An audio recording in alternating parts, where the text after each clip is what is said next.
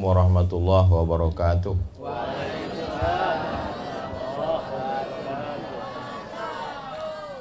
Memang cantik kain katun. Katunnya bergambar melati. Saya tidak lagi berpantun karena sudah diambil Ibu Mary Novikawati.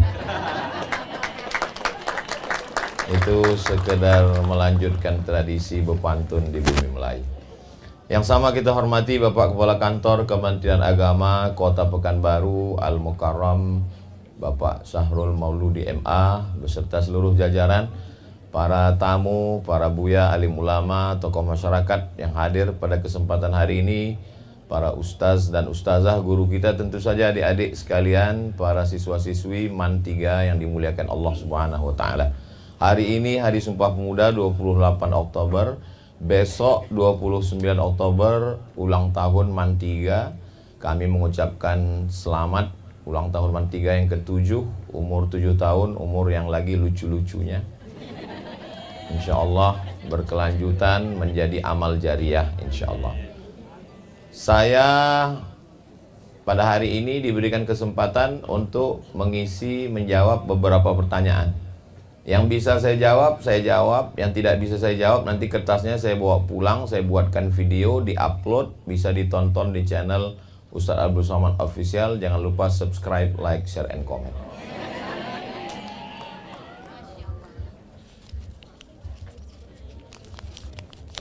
Biasanya dari MAN 3 ini pertanyaannya berkualitas. Apa hukum memelihara kucing?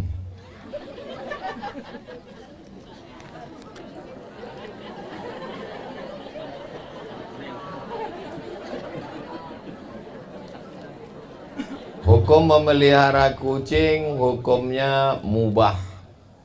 Kalau larangannya kuat namanya haram. Kalau larangannya tidak kuat namanya makruh. Kalau perintahnya kuat namanya wajib. Kalau perintahnya tidak kuat namanya sunnat. Tidak disuruh, tidak dilarang namanya mubah. 5 itu disebut dengan hukum taklifi namanya. Hukum apa namanya? Hukum taklifi. Saya ulang lagi. Kalau perintahnya kuat namanya wajib. Kalau tidak kuat namanya sunnat. Kalau larangannya kuat namanya haram.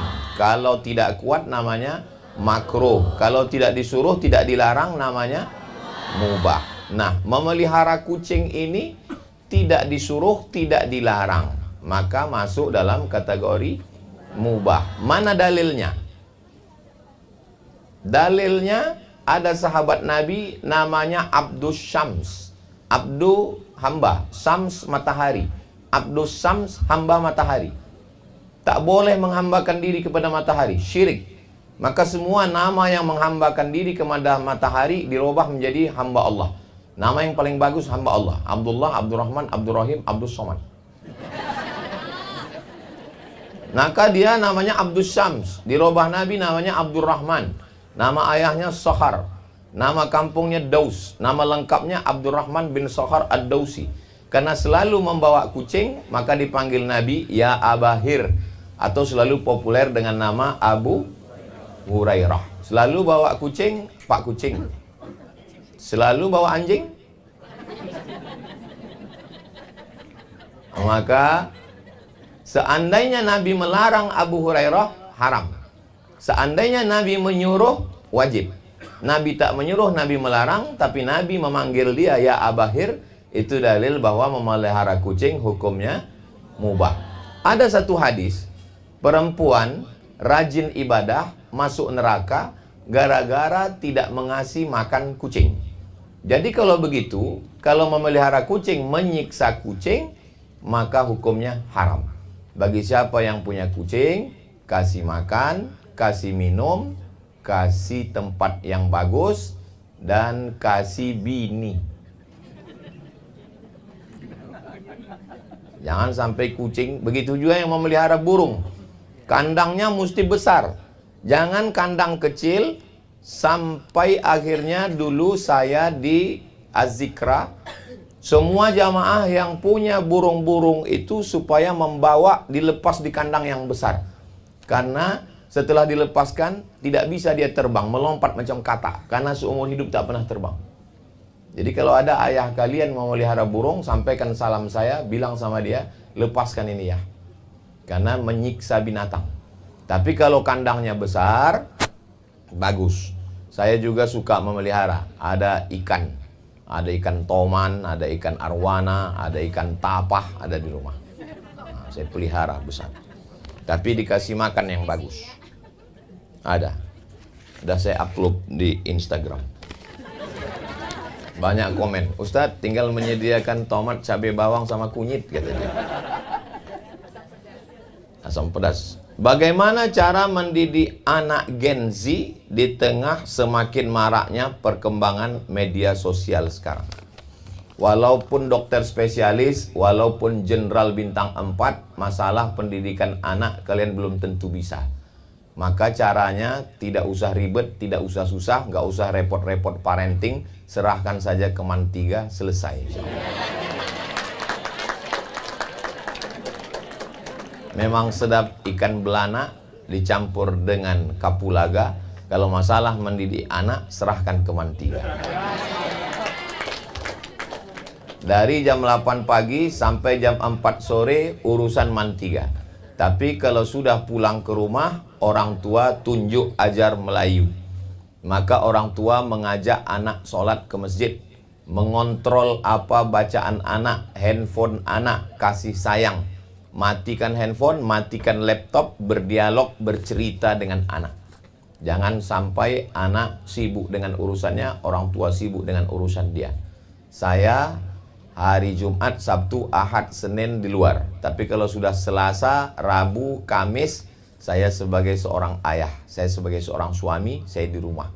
Nah, jadi tidak bisa dilepaskan pendidikan anak ini hanya di sekolah. Man 3 sudah bagus mendidik anak bapak ibu, tapi kalau orang tuanya tidak punya perhatian yang baik, maka sia-sia.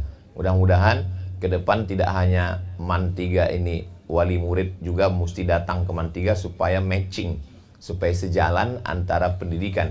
Jangan sampai di Man 3 anaknya sudah dididik berjilbab panjang, berbaju kurung, di rumah emaknya pakai baju you can see. You kamu can bisa see melihat. You can see kau bisa melihat ketiak. Jangan sampai di Man 3 anaknya sudah pakai baju celana panjang, di rumah bapaknya celana pendek. Hitam-hitam setampuk manggis, sudahlah hitam lutut berkudis. Tidak sejalan. Jangan sampai di Man 3 anaknya rajin sholat, sholat duha, baca Quran, ada kultum, tapi di rumah orang tuanya tidak pernah menyentuh Quran sama sekali.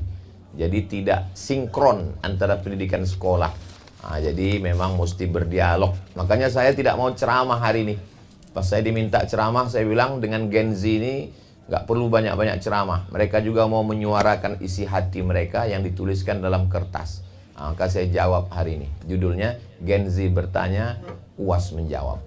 UAS, ujian akhir semester.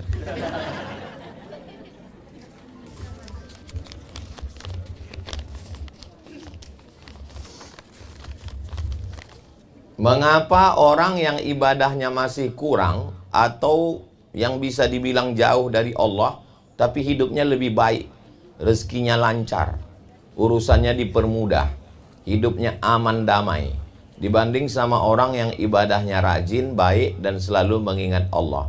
Justru banyak cobaannya. Memang orang Man 3 ini kalau bertanya berkualitas. Nabi Muhammad sholat sampai bengkak kakinya. Nabi Muhammad SAW membaca Quran. Nabi Muhammad SAW mengingat Allah. Tapi tidurnya di atas pelepah korma. Disiksa, diusir, dihalau, dimusuhi, dituduh tukang sihir, dituduh asatirul awalin dongeng. Abu Jahal, Abu Lahab tidak sholat, tidak puasa, tidak zikir, tidak baca Quran, ingkar, tapi tidurnya di atas sutra, hidupnya tenang, senang, kenyang, lenang. Jadi kalau begitu, cara berpikir kita, kalau hidupnya tenang berarti disayang Tuhan. Kalau hidupnya susah berarti tidak disayang Tuhan. Jadi kalau begitu, Fir'aun disayang Tuhan. Nabi Musa tidak disayang Tuhan. Karena Fir'aun hidupnya di istana. Sedangkan Nabi Musa hidupnya menjadi pengembala kambing. Kalla, bukan begitu cara berfikirnya. Ada orang-orang yang dia silap, salah, berdosa, dosanya langsung diampunkan Allah di atas dunia. Dalam bentuk sakit, dalam bentuk rugi, dalam bentuk kesusahan. Hatta tamshi alal ardi makanan alaihi khati'ah. Sampai dia berjalan di atas muka bumi, tak ada dosanya lagi. Adapun orang-orang yang tidak pernah sholat, tidak puasa, tapi hidupnya kaya raya, bahagia, berkuasa, dia bukan dalam nikmat. Namanya istidraj. Istidraj artinya azab yang tertunda. Logikanya begini. Ada peraturan di satu sekolah, anak yang tidak masuk 40 kali, maka dia DO. Ada anak baik, dia tidak masuk 2 kali, langsung saya panggil, saya marah-marahi dia. Kamu jangan lagi tidak datang, kamu mesti datang, kamu nanti dikeluarkan. Saya marah sama dia. Tapi ada anak yang nakal, dia sudah cabut 38 kali. Maka saya tidak marahi dia, saya biarkan aja dia, biar supaya selesai 40 kali, biar dia keluar sekalian. Paham? Nyambung? Kalau Tuhan pergi ke Lampung, jangan lupa menangkap ikan, memang agak susah nyambung kalau kita kepanasan. Ada siswa yang baru tidak datang sekali melanggar, saya marahi dia, saya repeti dia, saya hukum dia, karena saya sayang sama dia. Tapi ada siswa yang udah 38 kali tak datang, saya diamkan aja. Supaya apa? Supaya selengkap 39, 40, supaya keluar dia dari sekolah. Karena saya tak mau dia.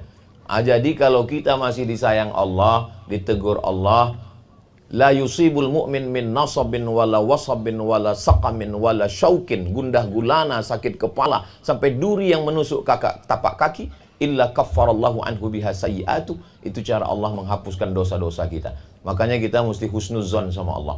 Kalau kita sakit, kita demam, kita susah, sebenarnya Allah ingin bersihkan kita supaya nanti kita di akhirat tidak kena neraka. Mudah-mudahan kita masuk surga semuanya, insya Allah. Hubungan kita dengan Allah itu bukan antara karyawan dengan atasan. Hubungan kita dengan Allah itu adalah hubungan husnuzon. Makanya dengan Allah, kata Allah dalam hadis qudsi, ana inda husni zonni abdi bi, aku menurut prasangka hambaku kepadaku. Saya selalu bersangka baik kepada Allah. Apapun yang diberikan Allah ke saya bersangka baik kepada Allah. Pak Ustadz minta tips supaya tidak mengantuk waktu belajar. Orang yang mengantuk ada 2 kemungkinan. Pertama digoda setan, yang kedua cacingan. Jadi rajin olahraga, supaya saya olahraga, jalan, membersihkan kolam, membersihkan pokok-pokok kayu dekat rumah, menggendong anak, itu bagian dari olahraga. Lalu kemudian makan sempurna, karena kalau kurang makan, kurang gizi, kita mengantuk. Jangan lupa beli obat cacing, karena cacing bisa masuk lewat kuman di dalam kuku, telur-telur cacing masuk ke perut, disedotnya energi vitamin yang ada di badan kita, maka badan kita lemah. Nah, jadi kalau sudah lengkap itu semua, mengantuk juga diruqyah. Nanti minta panggilkan Ustadz ruqyah semua, diruqyah. Nanti kalau ada respon berarti diganggu setan. Kalau tidak ada respon, tertulis di keningnya not responding. Itu berarti memang tidak salah jin. Kata jin, aku sudah lama tak ganggu dia. Dia memang ngantuk aja bawaannya. Saya sudah cuci muka, sudah cubit tangan, tetap juga mengantuk. Rajin olahraga, makan yang sempurna, minum madu. Madu sangat bagus mengganti sel-sel yang mati di badan kita, kata Dr. Qayyum. Kata Dr. Qayyum, Ustadz Somad ini saya lihat mobilitasnya ke sana kemari, itu banyak sel mati di badan Ustadz. Cara menggantinya dengan minum madu. Jangan pakai sendok besi, pakai air panas, dituang, lalu kemudian minum. Minum madu jangan sesendok, 2 sendok. Saya kalau minum madu setengah gelas. Minum madu setengah sendok itu sama dengan basa-basi. Tidak serius.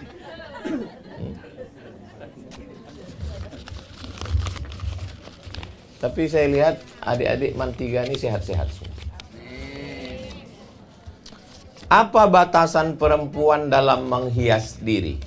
La tabarrajna tabarrujal jahiliyatil ula, tidak boleh bersolek-solek jahiliyah. Kalau kebetulan wajahnya pucat, maka dia boleh memakai bedak yang warna kulit normal. Jangan sampai dia datang kemari jam 7, Lalu semua pegawai membaca ayat kursi. Karena disangka hantu kesiangan. Boleh memakai bedak yang sewarna dengan kulit. Yang tidak boleh berlebih-lebihan. Apalagi pakai make upnya pas mati lampu. Sampai ke tempat undangan, sebelah mata biru, sebelah hijau. Disangka korban KDRT. La tabarrajna tabarrujal jahiliyatil ula. Tak boleh bersolek-solek jahiliyah yang menarik perhatian. Tidak boleh pakai kerudung macam punuk onta. Punuk onta naik ke atas. Kalau dia berjalan, semua biji mata menengok dia. Tidak boleh memukulkan tapak kaki ke lantai. La yadribna bi arjulihinna. Dipakai gelang kaki, lalu dipukulkan ke lantai. Kerincing, kerincing, kerincing. Tak boleh. Karena menarik perhatian. Termasuk juga memakai sepatu yang tumitnya 5-10 cm. Dia berjalan, kita darah tinggi. Khawatir, cemas. Tidak boleh memakai pakaian yang ketat, transparan. Umur 18 dipakai celana anak 8 tahun. Menjerit celana itu. Namanya celana legging. Jadi masalah berpakaian ini tak perlu lagi dijelaskan. Siapapun di antara jamaah yang bingung macam mana pakaian yang islami, memang sedap makan mie, jangan dicampur kapulaga. Siapa yang mau melihat pakaian islami, datanglah ke Mantiga.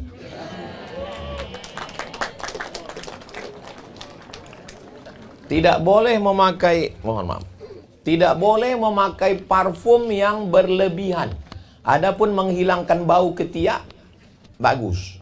Innal malaikata tata'adza. Malaikat tersakiti dengan bau busuk. Maka kita disuruh gosok gigi sebelum sholat. Jangan sampai makan bawang, petai, jengkol, sambal belacan, tak gosok gigi. Ayatnya Qul a'udzu birabbin nas. Kita khusyuk, kawan busuk. Gosok gigi. Laula an asyqa ala ummati la amartuhum bisiwak. Kalau tidak memberatkan bagi umatku, kusuruh mereka gosok gigi inda kulli shalah. Setiap mau sholat gosok gigi, mau tidur malam gosok gigi, bangun tidur gosok gigi, bersih. Bau tak boleh. Tapi kalau memakai parfum terlampau berlebihan, merusak pikiran laki-laki yang menciumnya. Jangan sampai, apalagi perempuan pakai parfum berlebihan, dia di ujung, bacaan imam di depan hilang. Imam itu pun tak konsen. Wala ana abidum ma'abadtum wala antum abiduna ma'abud wala hilang lakum dinukum waliyadin. Mencium bau parfum. Jangan bersuara mendayu-dayu, mendesah-desah. La yatma'al la takhda'na bil qaul. Perempuan jangan bersuara mendayu-dayu. Yatma'al ladzi fi qalbihi marad. Karena ada laki-laki yang tak tahan mendengar suara perempuan yang mendayu-dayu. Jadi kalau ngomong biasa aja. Yang saya heran, kenapa suara perempuan di mall sama di pesawat itu selalu mendesah-desah. Ladies and gentlemen. Kenapa tak normal biasa aja?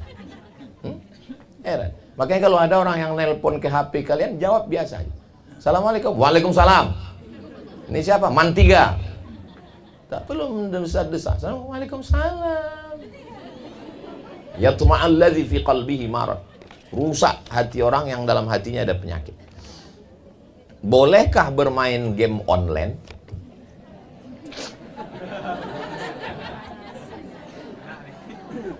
Alimu auladakum, ajarkan anak kamu as-sibahah, berenang, warrimayah, memanah, warukubal khail, menunggang kuda. Ketiga-tiganya permainan. Memanah permainan, menunggang kuda permainan. Semalam karena kebetulan lagi di rumah libur, saya bawa anak saya, Hazik, Sami, Sadim, saya bawa main bowling.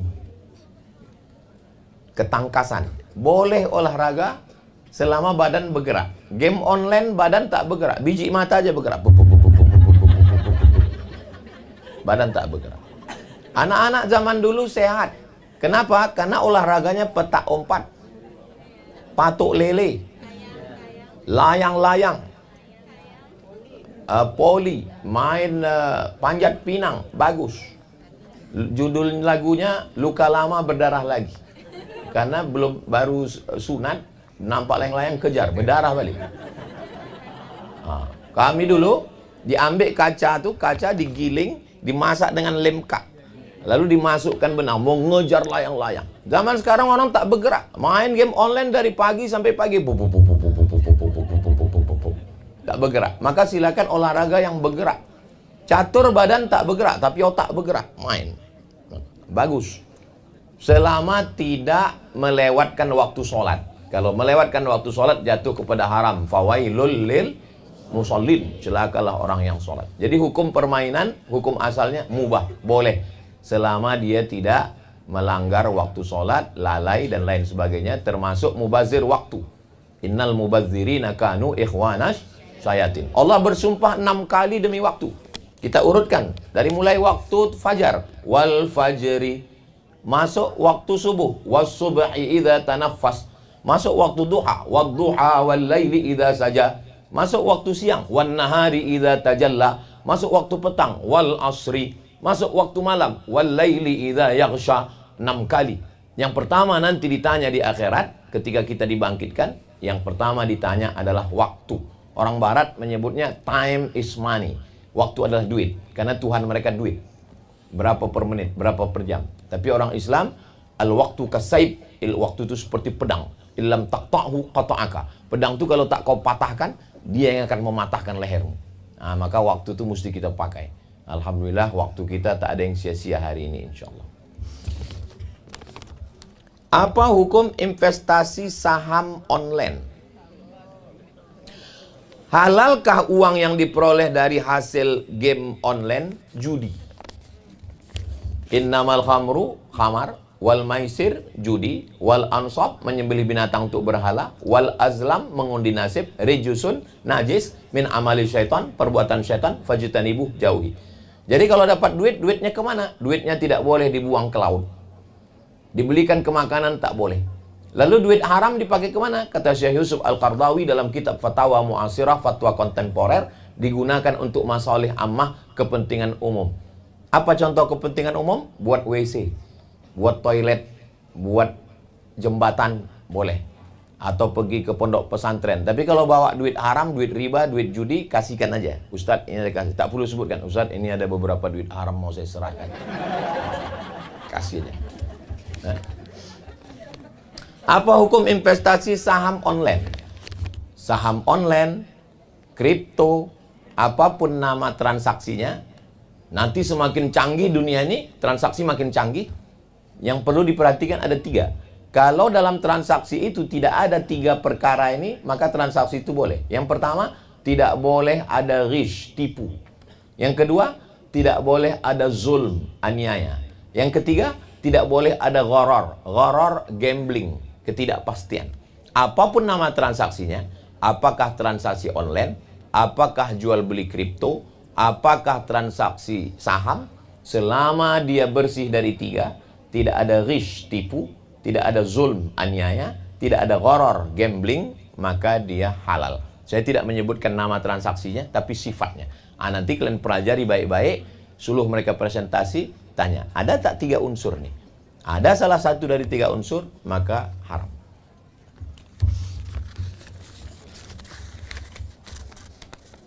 Bagaimana cara memunculkan niat dalam diri kalau sholat itu wajib dikerjakan, bukan hanya untuk sekedar sholat? Kau kenapa sholat? Disuruh ayah. Kenapa sholat? Disuruh emak. Kenapa sholat? Disuruh ibu kepala sekolah. Motivasinya karena manusia. Ustadz kenapa sholat? Ustadz Somad kenapa sholat? Cuci buah pinggang, karena buah pinggang tidak lagi bisa membersihkan darah. Sekali cuci 8 jam di rumah sakit, menunggu dicuci. Biayanya jangan tanya, mahal, kecuali BPJS. Sakitnya minta ampun. Dan Allah sehatkan saya. Lalu kenapa saya tak bersyukur kepada Allah? Saya sholat bukan karena disuruh guru. Tak ada guru nyuruh saya sholat. Saya sholat karena Allah kasih saya buah pinggang. Ada orang yang tak bisa bernapas. Judul lagunya, Setengah Napasku Pergi. Sosa ongok. Tapi saya bebas bernapas. Menarik. Kenapa aku tak bersyukur pada Allah? Seorang karyawan disuruh datang jam 7, pulang jam 4. Lembur. hanya untuk mendapatkan gaji, mohon maaf, bukan menghina, 3 juta, 4 juta. Sementara aku diminta Allah hanya subuh, zuhur, asar, maghrib, isya untuk dimasukkan ke dalam surganya, khalidina fiha abada, kekal selamanya. Kenapa aku tak bersyukur? Diponis paru kanker stadium 4, kanker paru. Adik saya, umurnya tinggal 6 bulan lagi, sama dokter di sini, Pekanbaru. Berhenti dia merokok. Dibawa ke Malaka, rupanya yang di sini salah periksa. Sehat dia, sudah merokok lagi.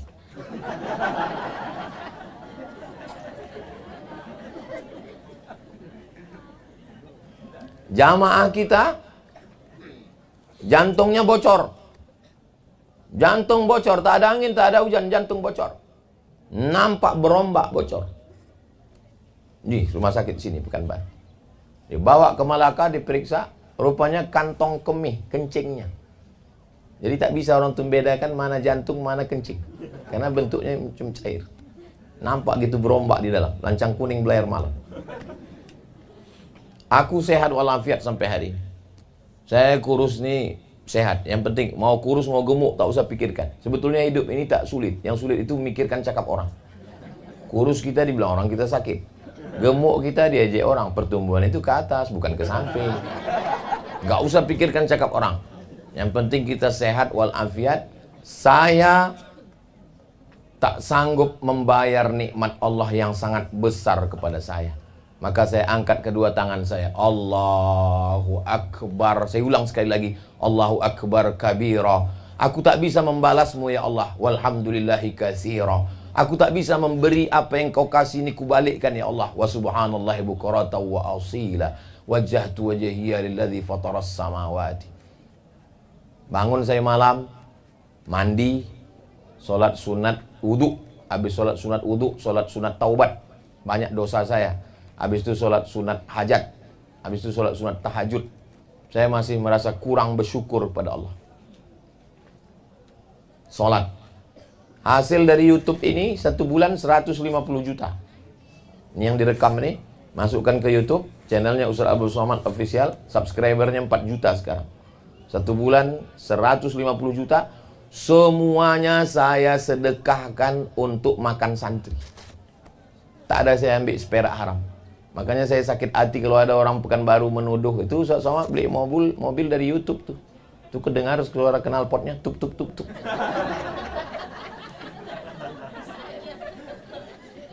Aku hanya sekedar bercakap, direkam, diupload, ditonton orang, viral. Aku tak sanggup membalas nikmat-Mu ya Allah. Ambillah semua duit YouTube nih untuk beli beras, beli cabai, beli minyak, gaji guru, bayar listrik. Di Pondok Mahat Az-Zahra 1 tahun anak gratis 25 orang.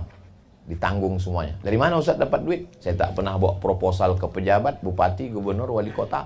Tak pernah saya minta ke orang kaya. Saya hanya memakai YouTube sebagai wasilah dakwah. Tak cukup sholat itu saja.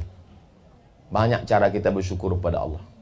Untuk apa Ustaz ceritakan ini? Jadi riak lah ini. Saya ceritakan ini supaya memotivasi adik-adik yang ada di Mantiga insya Allah.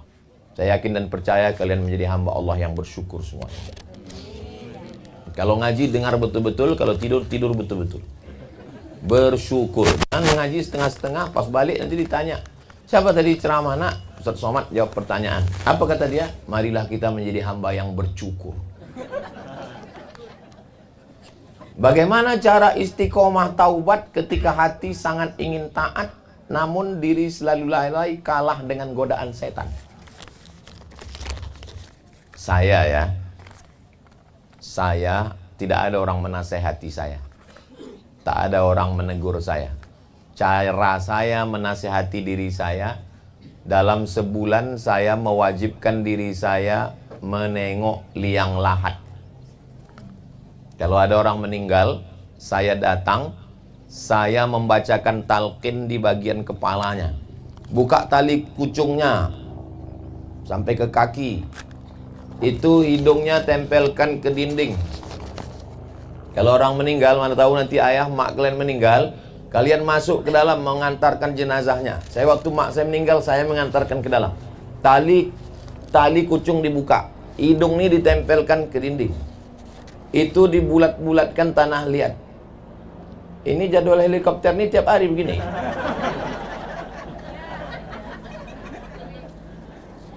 Itu tanah liat tuh dibulat-bulatkan, letakkan di tengkuk, letakkan di pinggang, letakkan di paha, letakkan di betis.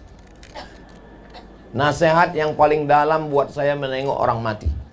Tapi Ustaz nengok orang mati kan sekali, habis itu kan tak tengok lagi. Saya cetak foto saya menengok orang mati liang lahat. Ada nanti kalau ke rumah saya tunjukkan, di rumah kayu 20 inci. Saya cetak gambar saya menengok liang lahat 20 inci, saya buat tulisan situ.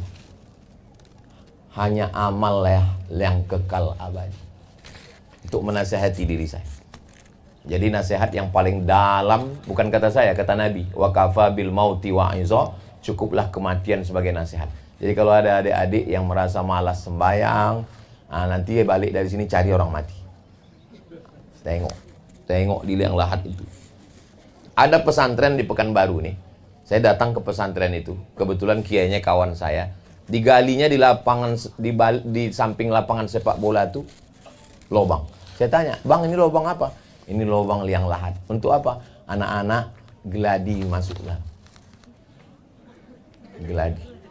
Nah, jadi kalau kalian mau boleh juga nanti minta galikan geladi. Geladi kotor sakratul maut. Siapa yang nakal-nakal yang tak sembahyang, geladikan di situ. Nanti kalau ada acara kursus penyelenggaraan jenazah, cari mana yang nakal yang tak sembahyang, itu dimandikan. Dimandikan, dikapankan, disolatkan, dikuburkan. Khawatirnya kita bercanda malaikat serius.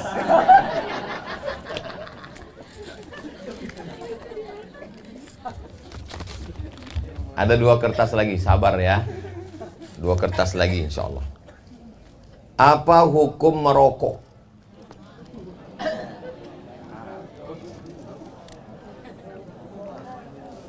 Menurut Muhammadiyah, merokok haram. Hasil dari Majelis Tarjih Organisasi Muhammadiyah didirikan oleh Kiai Haji Ahmad Dahlan tahun 1912 di Yogyakarta, merokok haram. Menurut Mufti Mesir Syekh Ali Jum'ah, merokok haram. Dalilnya mana? Dalilnya la darara wala dirara. Tidak boleh memudaratkan orang lain, perokok pasif, dan tak boleh memudaratkan diri sendiri. Dalilnya mana? La tulqu bi aidikum ila tahlukah. Jangan kamu jerumuskan dirimu pada kematian. Menyebabkan kanker, menyebabkan paru, menyebabkan penyakit.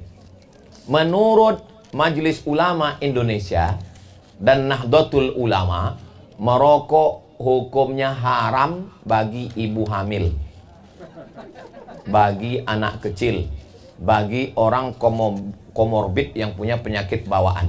Adapun bagi orang yang sehat, merokok hukumnya makruh. Jadi 2 pendapat tentang hukum merokok. Bagi siapa yang meyakini merokok itu haram, berarti sama dengan makan babi. Bagi siapa yang meyakini merokok itu makruh, berarti sama dengan makan jengkol, makan potai. Ustadz sendiri, saya tidak merokok. Saya tak merokok. Dulu pernah merokok, gara-gara kawan.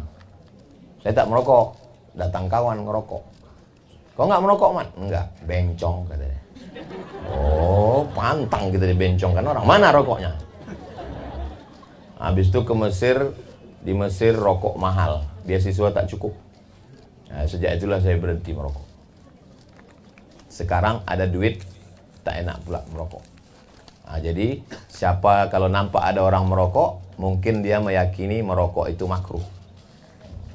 2 fatwa. Saya kalau menjawab pertanyaan, tidak saya jawab satu. Dua-duanya saya sampaikan, silakanlah pilih. Kira-kira adik-adik condong pilih yang haram atau yang makruh? Ada juga orang mengatakan rokok nih haram, tapi pas dikasih kawan makruh. Nah, ada model gitu. Apa rokok haram gitu, pas dikasih. Nah, kalau kok makruh. Aduh gitu. Dan bagaimana pandangan Ustadz tentang kepala sekolah yang menempeleng muridnya yang merokok? Kemudian kepala sekolah dikasuskan, sebagaimana berita kemarin. Seandainya anak saya merokok di sekolah, ditempeleng gurunya, saya akan datang ke sekolah itu dan saya dudukkan anak saya, lalu saya dudukkan guru itu, saya suruh guru itu tempeleng dia lagi, Bu. Memang yang mendidik anak nih aku, Bu. Aku yang mendidik anak nih. Tapi karena aku sibuk tak sempat, aku minta tolong kepada engkau mendidik anakku ini. Dia ini kurang ajar karena aku kurang perhatian. Tempeleng dia lagi. Siapa yang marah ke guru karena anaknya dididik, tarik anak itu dari sekolah, ajari sendiri, pukul sendiri, didik sendiri. Tak usah kau serahkan ke sekolah. Kenapa anak-anak ini sekarang banyak kurang ajar? Anak ini banyak kurang ajar karena ayahnya kurang ajar, karena emaknya kurang ajar. Jadi emosi pula saya jadi. Kertas terakhir.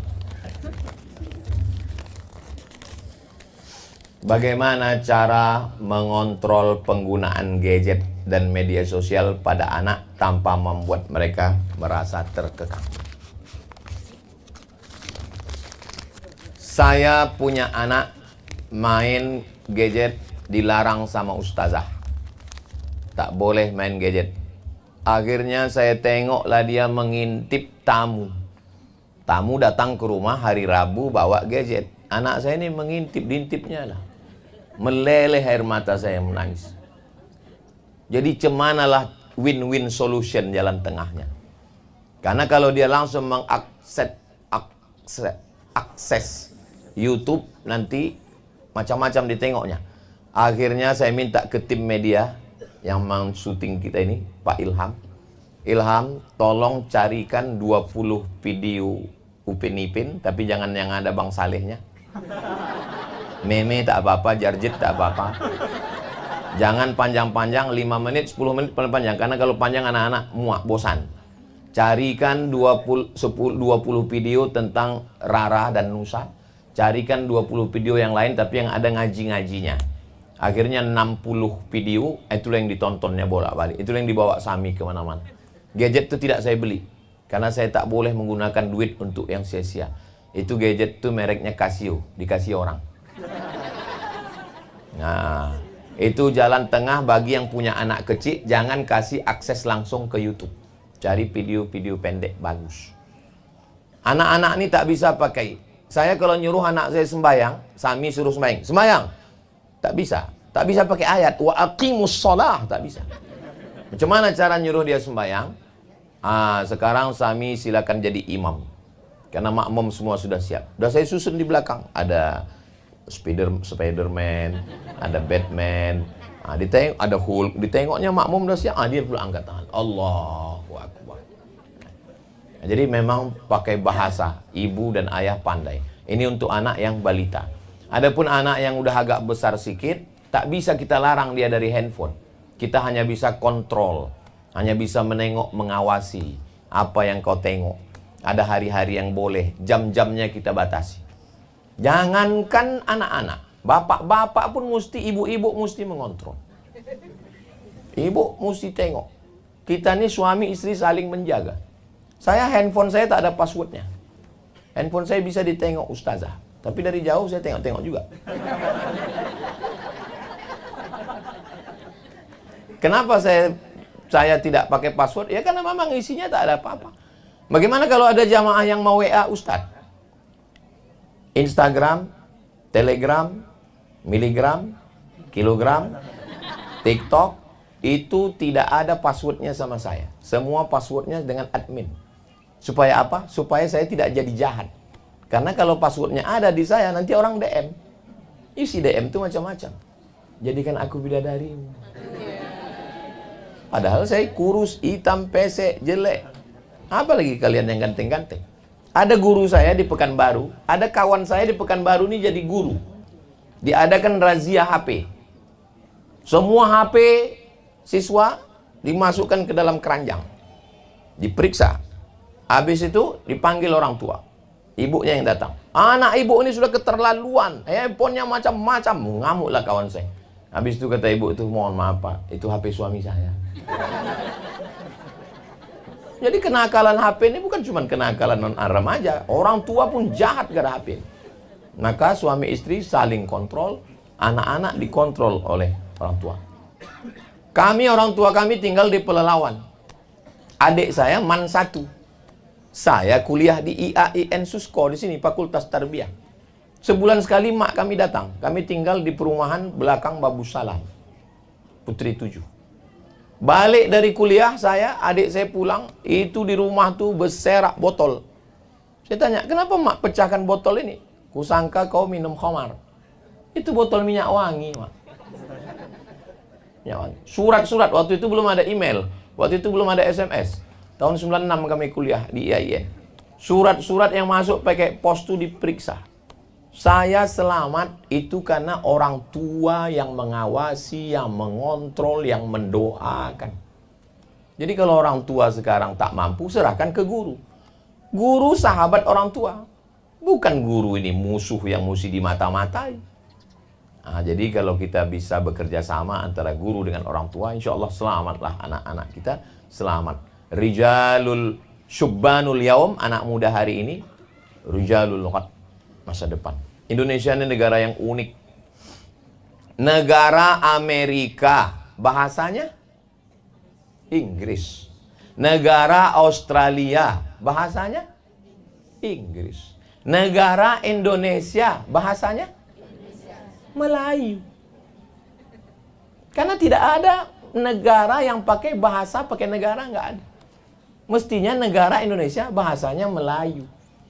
Padahal presidennya Soekarno. Presiden Soekarno berlapang dada mundur untuk tidak pakai bahasa Jawa. Bayangkan kalau Presiden Soekarno itu ngotot mesti pakai Jawa. Hari ini saya sambutan, pripun kabare panjenenganipun, muga-muga sing melu kodho kapok apih mlebu nang surga. Bayangkan kalau Bung Hatta ngotot waktu itu, saya ambo ndak mau bahasa Melayu, pokoknya bahasa Wawak kecik Bu Hamka. Dun sana ambo kesadonyo ba akawari ko kecik. Tapi Bung Hatta dengan Presiden Soekarno menggunakan bahasa Melayu. Dan bahasa Melayu itu asalnya dari Riau. Bangga tak jadi orang Riau? Bangga. Sultan-sultan semuanya menyatukan diri. Coba sebutkan 7 kesultanan di Riau. Maju satu orang. Satu orang. Satu orang aja. Salah tak apa-apa, nanti kita edit videonya. Bisa diedit, ini tidak live. Kesultanan Siak Sri Indrapura 1723. Raja kecil yang dilantik oleh 4 datuk. 2. Kesultanan pecahan dari Siak, Kesultanan Pelalawan. 3. Kesultanan Indragiri yang jauh lebih tua, karena Indragiri sebelum Islam. Raja yang terkenal Narasingha. 4. Kesultanan Tambusai, Rokan Hulu. 5. Pecahan dari Tambusai, Kesultanan Rambah. 6. Kesultanan Kampar, Sultan Kampar, dipimpin oleh Datuk Kampar. 7. Kesultanan Gunung Sahilan. Di Riau ini aja ada 7 negara, bayangkan. Di Riau ini saja, belum lagi Sumatera Utara, belum lagi Sumatera Selatan, 7 negara di Riau ini saja. Semuanya dari Sabang sampai Papua bersepakat kita melebur menjadi Negara Kesatuan Republik Indonesia.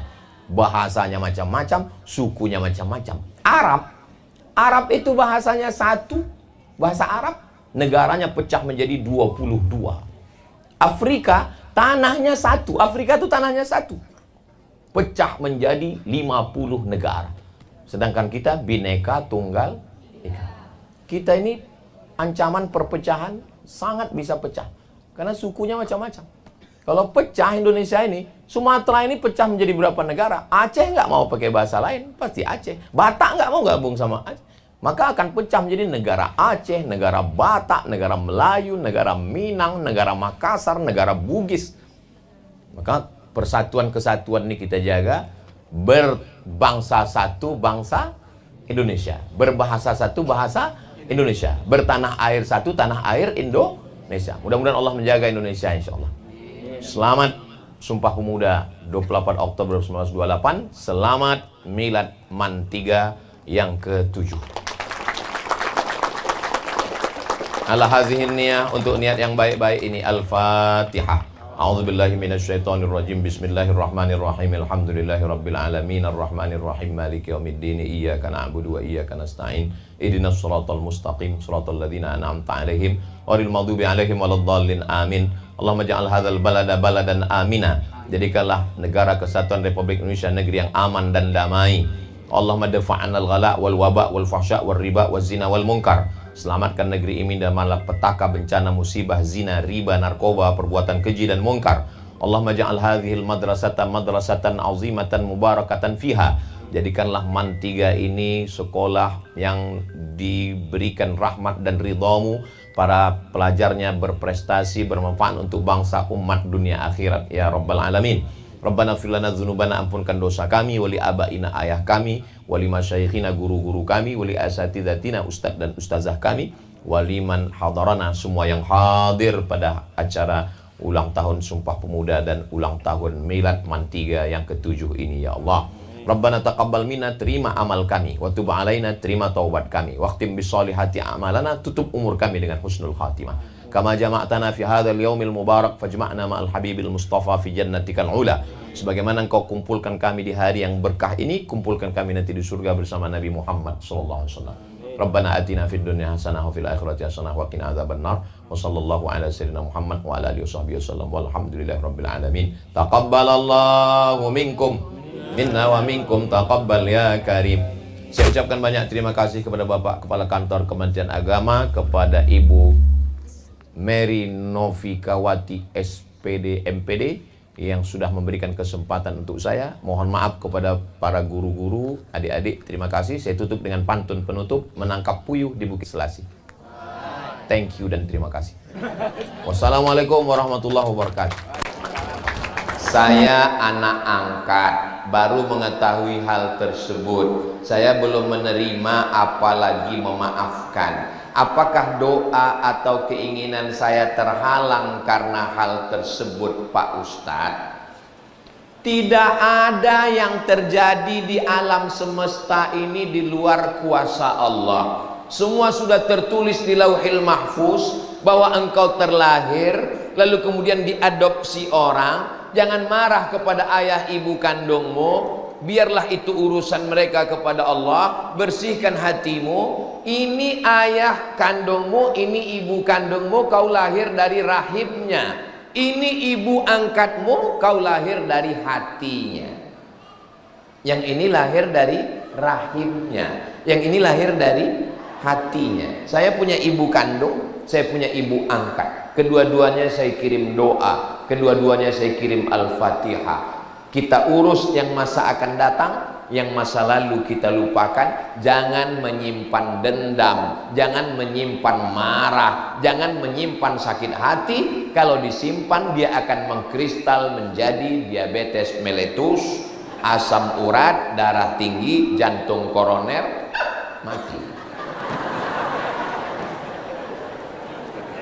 Mudah-mudahan Allah membersihkan hati kita semua, insya Allah. Amin. Ingat pesan Habib Salim, senyumin aja. Ketemu dengan ibu kandung, hai mama. Ketemu, kalau saya lihat dari senyum jamaah ASN dan non ASN ini semuanya adalah orang-orang bahagia. Ustaz tahu dari mana? Dari senyumnya. Karena kalau nggak bahagia nggak mungkin senyumnya bisa selepas ini. Orang kalau banyak masalah itu senyumnya tertahan, keluar dikit aja.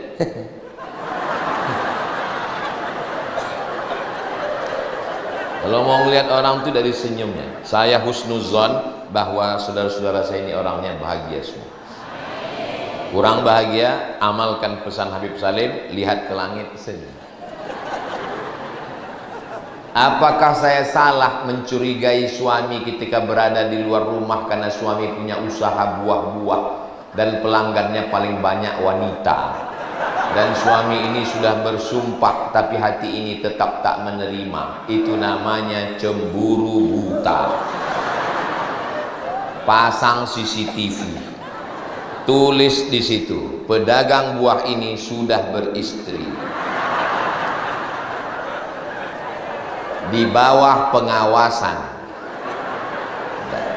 Dan bagi suami jangan terhalang untuk mencari rezeki gara-gara istri yang begini. Kalau ada istri yang selalu bertanya kau pulang jam berapa, jalan sama siapa, kunci motor mana, gaji mana, itu sesungguhnya istri ingin menjaga supaya suami tidak dilarikan pelakor. Betul? Ibu tetap jaga, itu namanya security syariah. Suami yang punya istri menjaga, maka kalau ada istri yang model begini selalu bertanya, selalu mengawasi, dia bukan benci, dia sayang dengan kalian. Istri yang model begini jangan dikubur sebelum mati. Kami semua mendoakan bersama Habib dan ulama supaya keluarganya sakinah mawaddah warahmah. Karena kalau terus dalam cemburu buta itu hanya akan merusak hati dan perasaan. Saya bilang sama ustazah, saya pergi hari Kamis, Jumat, Sabtu, Ahad, Senin baru di rumah. Saya di rumah hari Selasa, Rabu, Kamis. Dan di pengajian itu paling banyak ibu-ibu. Saya naik pesawat ada pramugari, banyak orang minta foto, tapi jangan kau pedulikan karena hatiku hanya ada kamu sayang.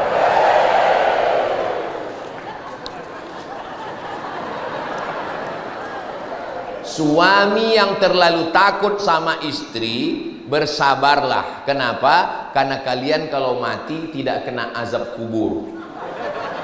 Karena kata malaikat yang ini nggak usah diazab karena sudah terlalu azab di dunia.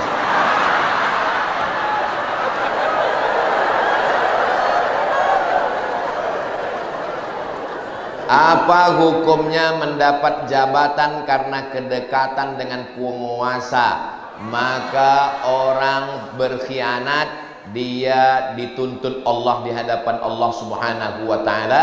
Ketika datang sahabat Nabi namanya Abu Zar Al-Ghifari minta diangkat menjadi amil zakat, kata Nabi, innaka la dhaif, kamu orangnya lemah. Untuk menjadi amil zakat ini perlu kekuatan. Berikanlah kepada orang yang layak supaya amanah. Insya Allah saya yakin husnuzon pemimpin kita adil dan amanah insya Allah. Bagaimana dengan orang yang membayar ar-rashi wal murtashi, orang yang menyogok dan yang disogok? La'ana Rasulullah sallallahu alaihi wasallam, dilaknat Allah dan dilaknat Rasulullah sallallahu alaihi wasallam. Maka Ustadz menyampaikan dalam rangka amar ma'ruf nahi munkar. Ini kalau dilihat kertasnya ini sampai sholat Jumat baru selesai ini. Saya pemuda usia 23 tahun, saya tahu kelihatan dari tulisannya. Baru saja memutuskan hubungan saya yang haram, alhamdulillah. Tapi saya sangat sayang, na'udzubillah.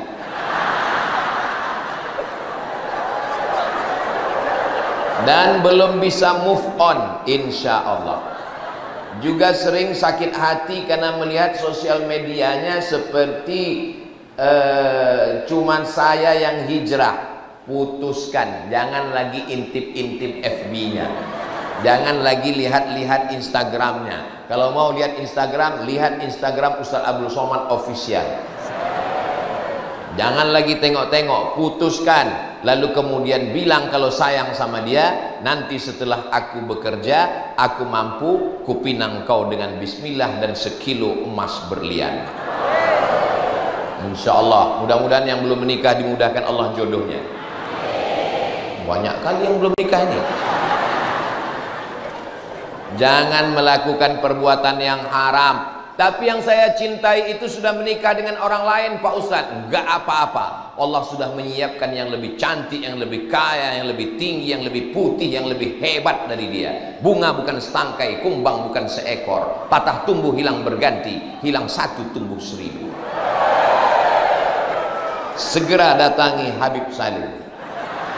Beliau punya banyak jamaah. Jangan ke saya. Saya mau minta doanya untuk kakak saya yang baru meninggal seminggu yang lalu, nama almarhumah. Kalau laki-laki almarhum Taufik. Nanti di akhir majelis kita doakan semua. Ini acara kita masih panjang, nanti ditutup dengan doa di akhir untuk yang sakit, untuk yang meninggal semua kita doakan insya Allah.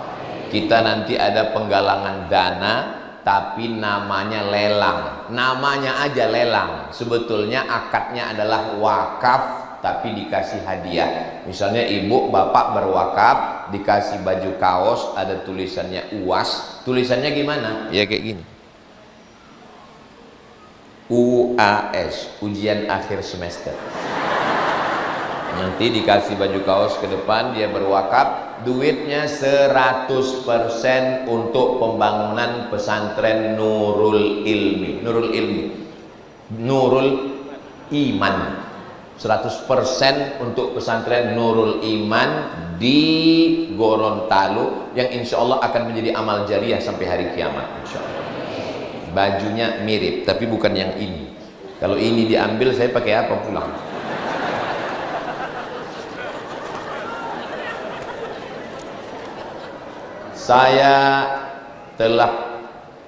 Saya dituduh berbuat santet. Apa yang harus saya lakukan untuk membuktikan perbuatan yang tidak saya lakukan? Lapor ke Pak Wakapolres. Yang nuduh ini kena pasal penistaan nama baik, pencemaran nama baik. Siapa yang kena fitnah-fitnah, segera lapor, mumpung kita masih dekat. Nanti payah kalau di kantor. Bagaimana jika saya bersumpah menjunjung Al-Quran? Apakah hal tersebut dibenarkan dalam Islam? Orang sekarang nggak percaya sumpah, dia lebih percaya polisi. Kalau kita sumpah, nanti dia akan ngomong berkelit begini begitu begono, lapor ke polisi, nanti akan di BAP, yang memfitnah akan kena pasal, kena di pengadilan selesai. Al-Hakim yarfa'ul khilaf, pemerintah yang mengangkat khilaf. Nah, jadi ibu kalau ada diejek orang, dinista orang, jangan segan-segan, lapor segera. Siap lapor? Waspada. Bagaimana hukum dalam Islam mengenai yang percaya dan meyakini hal-hal yang gaib dari dukun atau orang pintar? Man ata kahinan, siapa yang datang ke dukun, fasaddaqahu bima yaqul, percaya pada ucapan dukun, falam tuqbal lahu salatun arba'ina lailah, tidak diterima salatnya 40 hari 40 malam. Hadis yang kedua, man ata kahinan au arrafan, siapa yang datang kepada dukun atau peramal, fasaddaqahu bima yaqul, percaya kepada ucapan dukun atau peramal, faqad kafara bima unzila ala Muhammad, maka dia sudah kafir. Jangan percaya kepada dukun, karena dukun berkawan dengan setan. Dukun-dukun, ternyata ketika dukun-dukun ini ditantang oleh pesulap merah, mereka tidak menyantet. Ikut beritanya, mereka tidak menyantet, mereka lapor ke polisi juga. Oleh sebab itu maka mereka ini mesti diajak bertaubat. Pada masa Umar bin Khattab diadakan razia, satu hari pernah dipancung 3 dukun, pancung kepalanya. Setuju dukun dipancung? Takut kelihatannya kena santet.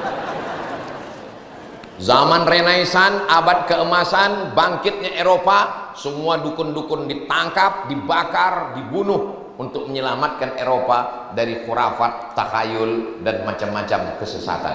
Jadi insya Allah Islam ini dibersihkan dengan akidah tauhid yang benar. Wujud qidam baqa mukhalafatu lil hawadisi qiyamuhu binafsihi wahdaniyah qudrat iradat. Sama basor kalam, ilmun hayat sama basor kalam. Bagaimana tindakan saya menyikapi suami yang tidak lagi memberikan nafkah batin kepada saya sudah lebih dari 4 tahun? Ada bapak pengadilan agama, ini enaknya acara, semua ada. Yang dituduh kena santet, langsung lapor Pak Kapolres.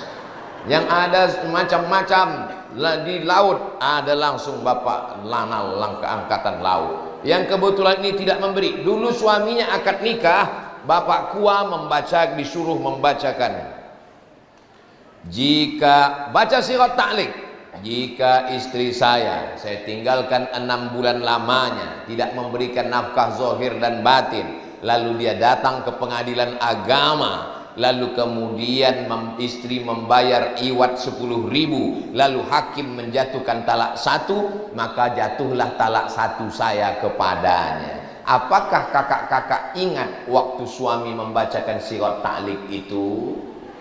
Inilah masalahnya. Kenapa muncul pertanyaan ini? Karena banyak perempuan tidak ingat waktu suaminya baca sirat ta'liq. Waktu suaminya baca sirat ta'liq, dia hanya melihat.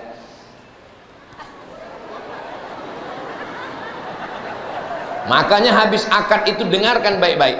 Suami itu sebetulnya sedang mengikat dirinya. Jika istri saya tinggalkan 6 bulan lamanya, tidak memberikan nafkah zahir dan batin, atau menyakiti zahir dan perasaannya, lalu dia datang ke pengadilan agama dengan membayar iwat 10.000, maka hakim menjatuhkan talak 1, maka jatuhlah talak 1 saya kepadanya. Jadi istri tinggal datang ke pengadilan agama, nanti pengadilan yang akan memutuskan dia jatuhnya talak berapa. Kalau pengadilan agama sudah menjatuhkan talak 1, karena suaminya gak pulang-pulang, namanya Bang Toib. Setelah keluar talak 1, keluarlah sertifikat cerai, lalu setelah itu lanjutkanlah kehidupan. Tapi kalau masih sayang sama dia, tunggu dia pulang, maafkan dia, mudah-mudahan dapat pekerjaan, bina dengan suasana yang baru, mudah-mudahan menjadi keluarga yang sakinah mawaddah. Dia nakal, pakai narkoba, pemabuk, selingkuh, jahat, sabu-sabu, pulang-pulang ngambil duit saya masak nasi nggak matang-matang, rupanya kompor gas sudah dia jual untuk beli sabu-sabu. Anak saya lahir orang bawa mie instan, semuanya oleh-oleh dia jual juga untuk narkoba. Kamu datang ke pengadilan ngadu, nanti hakimnya akan menjatuhkan. Tapi kata ustadz saya, kalau saya ngadu ke pengadilan, nanti Allah marah, tiang aras bergoncang.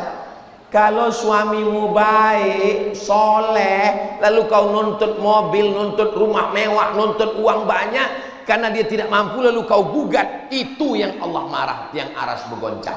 Tapi kalau suami jahat, pemabuk, pezina, selingkuh, narkoba, kau gugat ke pengadilan, jangankan tiang aras, tiang listrik pun nggak bergoncang. Jangan mau dianiaya laki-laki, karena agama dan negara sudah membela kalian, saudariku perempuan. Sirat ta'liq itu adalah ijtihad ulama-ulama di Indonesia, Asia Tenggara, untuk mengikat laki-laki supaya dia jangan sembarangan. Habis akad dia tinggal, perempuan susah mau melanjutkan hidupnya, diikatlah dia dengan sirat ta'liq untuk menolong perempuan. Jelas? Itulah yang dapat saya sampaikan pada kesempatan ini. Menangkap puyuh di Bukit Selasih. Thank you dan terima kasih. Wassalamualaikum warahmatullahi wabarakatuh.